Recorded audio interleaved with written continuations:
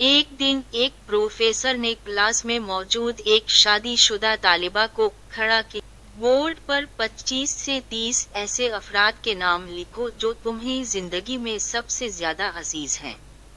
तालिबा ने हुक्म की तमील की। उसने पहले अपने घर वालों के नाम लिखे, फिर करीबी रिश्तेदार, दोस्त, पड़ोसी और काम के साथी भी शामिल कर दिए।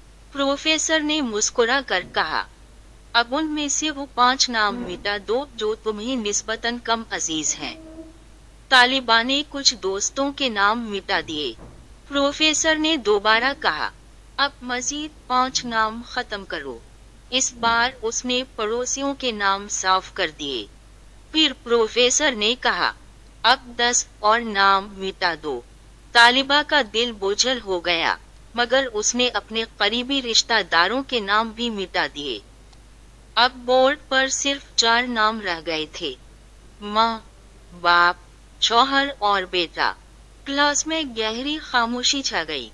प्रोफेसर ने संजीदा लहजे में कहा, उनमें से अब 2 नाम और मिटा दो। ये मरहला तालिबा के लिए सबसे मुश्किल था। तवील सोच विचार के बाद आंखों में आंसू लिए उसने अपने वालिदैन के नाम काट दिए। सब लोग हैरान थे, मगर खामोश। अब बोर्ड पर सिर्फ 2 नाम बाकी थे, शौहर और बेटा। प्रोफेसर ने आखिरी हुक्म दिया, अब 1 नाम और मिटा दो। तालिबा के हाथ कांपने लगे, आंसू बहने लगे और दिल पर पत्थर रखकर उसने अपने बेटे का नाम भी मिटा दिया। प्रोफेसर ने इसे बैठने का इशारा किया और पूरी क्लास से सवाल किया, क्या कोई बता सकता है कि आखिर में सिर्फ शौहर का नाम ही क्यों बाकी रह गया? कोई जवाब न आया।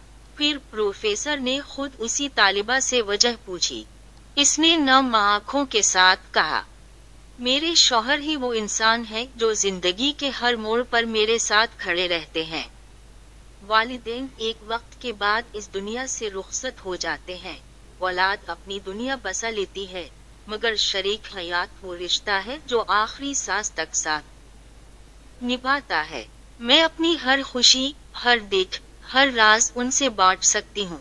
सबक, औरत घर की इज्जत और शान होती है और शौहर वो मजबूत सहारा जो जिंदगी भर उसकी हिफाजत और कद्र करता है।